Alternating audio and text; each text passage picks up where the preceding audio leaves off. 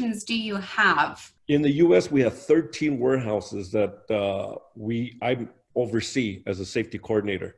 We have locations in California, Oregon, and New Jersey. And the reason I bring those up specifically is because we have warehouses there and they have state-run OSHAs. Yeah.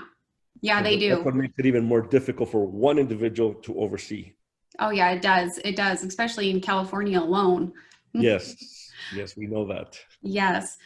So how has GotSafety streamlined your safety company for your multiple locations? Great question.